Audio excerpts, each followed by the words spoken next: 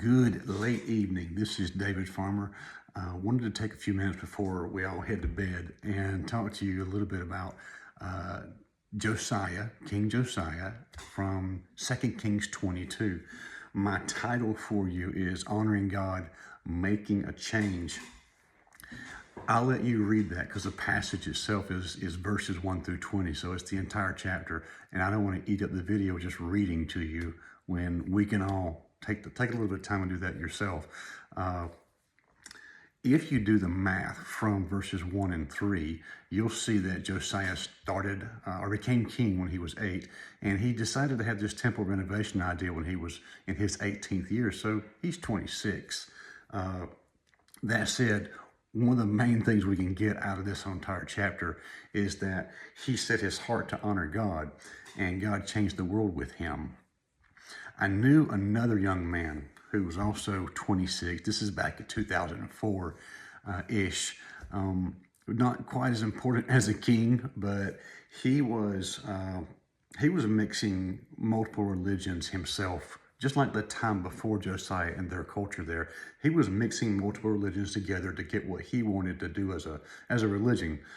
Major tragedies and events came up in his life, and they caused him to say, I need to do some cleaning out from my head and my heart and my thinking and my lifestyle. So as he's doing that, he comes across this book on the shelf, and he had been given this book 13 years previous. This book had never changed his life because he had never read it. But now he was starting to read it. He was starting to have an open mind with it. The Spirit was moving on him, and in time, he gave his life to Jesus Christ. Now, of course, that book is the Bible. That other young 26-year-old is the one speaking to you right now. And it was the Bible on the shelf. It was the Word of God on the shelf that changed my life and the direction of my life, just like it did Josiah's when they found the scroll of the book of the law hidden back in the temple, in the treasury. This second 26-year-old young man set his heart to honor God, and God changed the world within him. The thing is, you might ask, well, wouldn't it be great if I was king? I would do great things for God too. But I would say to you, why don't you do what Josiah did? You ask, what did Josiah do? Josiah did what he knew. What did he know? He knew that the temple of God was falling down. He knew that this arch was looking pretty bad. There was a hole in the wall over here. The baseboard over there just looked kicked and old and nasty. Fascia boards falling off, the overhangs and stuff. It just needed to be redone, renovated, fixed up, and just made right again. And something in Josiah's heart said, I'm going to do that. I'm going to take care of that. He realized things had to change. When he started this, he realized things had to change when the priest and the secretary or the scribe brought to him a book, and I read it, and it was the book of the law of God that had been lost, forgotten, left, stashed away in the temple. When he was telling them, go clean out the silver and the money and give it to the builders to do this job, is when it was found. So when he hears the words of this book, he says to himself, I've got to make a change, or I'm in danger of the threats in the book that has just been read to me. He set his heart to honor God, and God changed the world with him after changing the world in him. How can you do great things in your life like Josiah did? Do what you know. He did what he knew. You do what you know. God will change the world with you and use you to do that if you set your heart to honor him. So that's what we can do. That's what Josiah did. That's what I did. That's what I'm inviting you to do. But what does God do? You'll see in this story in chapter 22 of 2 Kings that God had a lot of things in the works. He did a lot of background work for Josiah in his past, setting him up long before he was even born. He was born into a bad situation. His father was not great, but his grandfather was the absolute worst king in all of Judah's history. How did Josiah turn out to be okay? God had a plan. God had a plan way back. Josiah's great-grandfather, Hezekiah, was the last great king. His great-grandfather was the last great king before him. In Hezekiah's time, we see that Isaiah and Micah had been wrote, or finished writing during that time period their prophecies, their word of God to the people, their version of "Thus say the Lord." When they wrote that, it was a lot of that is, if you read those prophecy books, a lot of the prophets are threats to the people because they are not in line with what God is saying that He wants His people to be like and to do. That's in Hezekiah's time, Josiah's great-grandfather. In Josiah's time, we have two more prophets. So Isaiah, Micah, then we have Zephaniah and Jeremiah. These are the two. If you read their superscriptions at the beginning of their book, Zephaniah was in the days of Josiah. And Nebraska-born Old Testament scholar Walter Brueggemann places the book of Zephaniah in the first 18 years of Josiah's reign. So Walter Brueggemann is therefore suggesting he had influence, most likely, on Josiah. The other thing we see in Jeremiah, that fourth prophet there, is that at the superscription of Jeremiah, it's saying the word of the Lord came to Jeremiah in the 13th year of King Josiah. Now, if the word of the Lord came to Jeremiah, he starts speaking out and making this word known, and Josiah listens to it by the 18th year of his reign. That's 5 years. It's 5 years that we could imagine that Josiah is hearing outside the castle or the royal household's walls. Outside the windows, he's hearing this prophet in the streets, or he's hearing about this prophet in the streets who is saying, you better get right. He's saying the same thing that Isaiah and Micah and Zephaniah all said, you better get right. Yahweh God is not pleased with how things are going. So he listens up. There are a lot of neat characters in this story. When I saw 2 Kings on the list, I love Kings. It was a no-brainer. I'm going to choose that. And then when I see chapter 22, not sure, I look it up. Oh, Josiah. I love Josiah. But Josiah is not the hero of this story, as I honestly thought before I really did the work on this. I thought he was the hero of the story. He's not the hero of the story. In fact, we see at the beginning of the chapter that the author of 2 Kings calls him by name, Josiah, just twice. But then he changes it and calls him the king 11 times.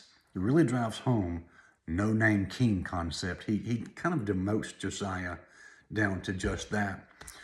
When Josiah hears the words of this book and he rips his clothes, he's torn at his heart about it. He sends his servants. He sends the priest and the secretary and the king's servant. He sends a couple of guys to go talk to Huldah, the prophetess, over in the 2nd district. Huldah reduces Josiah, which gets reduced to the king. She says, tell that man. She don't care he's the king. She don't care about his title. She backs up and confirms that he's not a big special deal. She just knocks him down and says, tell that man that sent you that God said all the destruction that you read in that book, it is coming. But because you, king, had a repentant heart, because you wept and cried and prayed to me, I'm going to let you die in peace. These are the words of Yahweh through Huldah to Josiah. She tells the guys he sent, and she says, now go back and give him that word. Next thing he does in chapter 23 is all the reforms. We'll get to that in a moment. So Josiah, not the hero of the story. We might think Hilkiah is the hero of the story. He's the high priest. The author of Kings kind of does the same thing. He starts out the chapter, he's the high priest, but he's reduced to the priest after that. He's not called the high priest again. You can almost tell if you look at it this way, if he knew there was, or he didn't seem to know there was a word of God hidden anywhere or existed. And if he did know it existed, did he know where it was hidden? Either way, he's not pursuing it. He's not doing, we could just see that he's not doing something with it. If he did know it existed and he did know where it was, even worse, he's not doing his job as a high priest. And I think we see that the author of Kings doesn't respect him very much. He's kind of exposing his shame. He's not the hero. The next guy, Shaphan, I like Shaphan. He is tough and bold. He doesn't care about the king's title. He's not afraid of him in any way. He takes this word of God out of Hilkiah's hand, reads it. He's like, we got to go to the king. He just walks straight off, goes up to the king, says, all the money that you wanted us to take out of the treasury and give to the workers, we did that. And we found this book. Let me read it to you. He starts reading it. The way the text reads, he doesn't wait. He doesn't stop and give the king time to respond. He just starts reading it. That's when the king's like, oh no. So I like Shaphan, tough guy, not the hero of the story. And we can go back to Huldah for a moment. Huldah, she's a prophetess of God. She is also not the hero of the story. So while I keep telling you, he set his heart to honor God, and God changed the world in him. He set his heart to honor God, and God changed the world with him. Who or what really changed the world with and within him? Josiah. Who is the hero? Who stands up and saves the day? Who changes everything? When the word of God is found, that's when the hero stands up. The law itself is the real change agent for the good of everyone. That's what a hero does. A hero pops into a situation. There's a lot of bad going on. Nobody's either able to or cares to or wants to change it, or they're falling in line with it. And a hero pops into the situation. This is the plot of every single hero movie. The hero pops up and says, I can do better than that, and I'm going to do better than that. And my will is to do good to everyone and overcome the bad, the evil here in this situation. So the word of God pops up out of nowhere in this narrative in a way and plays the hero. So I want you to move past thinking of the law as some dirty old piece of paper rolled up in a scroll. The New Testament says that the word of God is living and active. Hebrews 4:12. In this, we see that God has been protecting his word, like he's lined up all this stuff that's happened to put these people around Josiah to influence him to be such. We see this kind of thing being in God's hand, protecting the word also. And the law, in a sense, in this story takes on a messianic role. The Messiah shows up. He brings change right to the heart of mankind. In this story, the law is found and it brings change to the heart of the king himself. It also empowers him to go out into the world and change all the world around him. All the world that's under his reign, under his ability to touch and change, he changes it, no big deal. So what we can do, what God can do, and what Josiah did, you can make a change. These are Josiah's reforms. These are some of the steps he took in the right direction. He called together the elders and the priests and the prophets of Judah. Let's meet at the temple. Number one, he calls them all together. Number two, he says, well, they say, what are we going to do? And they show up. He's like, we're going to read the word. They read the word. Number three, after they read the word, Josiah stands by the pillar in front of the temple and he renews the covenant. Call them together, call people together, read the word, renew the covenant. After that, he takes some practical steps to cleanse the land, literally. He first, from the temple itself, removes the foreign objects of foreign religions. From there, he spreads out into Jerusalem, out of Jerusalem, into the countryside. And from there, he basically smashes, burns, and pulverizes any altar or item that he finds, any shrine that he finds that's related to another religion. And literally the priests that are related to those religions that are serving in those areas are done away with. Yeah. Then beyond that, he proceeds to erase idols from the land. He even goes into people's private homes, opens their cabinets, reaches in, finds household gods they have everywhere, and takes the household gods out of people's homes.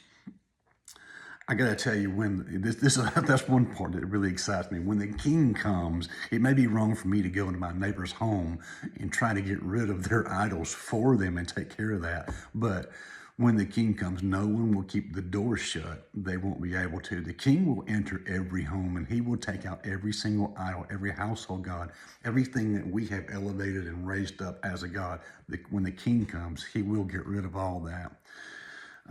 So like Josiah, who set his heart to honor God, and God made change with him, I want to invite you to do the same thing. In closing this idea, this whole message, I want you to see that you can also do some of the things that he did. You can make sure you call the elders and the priests and the prophets of Judah together at the temple. What's that mean? It means don't forsake the gathering together of the brothers. Be a part of a church, go to a church, be involved with there and get involved there. What do you do there? Make sure the Word of God is read there. If it's not read there, go find a church that is reading the Word of God. That's where you need to be. After that, you need to renew the covenant. It's every single Sunday morning that my pastor will give an altar call at the end of his service. And I will usually repeat that because he asked the church anyway, would everybody repeat after me? I usually would repeat that and add a couple of words. He says, Jesus, come into my life. And I always say, Jesus, come into my life again this morning or every morning. Jesus, be my king. I say, Jesus, be my king every morning. Lead me in the right way. Jesus, please lead me in the right way every day. Please renew everything with me again and again. So I try to renew that covenant. Gather together, read the word, renew the covenant, and take some practical steps. Get rid of those things in you, those things that you believe and you think that are not in alignment with this word. If they're not in alignment with this, burn them, smash them, knock them to the ground, get rid of them, trash them. They are not good for you in any way. I guess I would just sum it up with saying, set your heart to honor God, and he will make change with you. He will make change in you and through you. He will use you to do great things that you yourself are not able to do. Set your heart to honor God. Have a good night.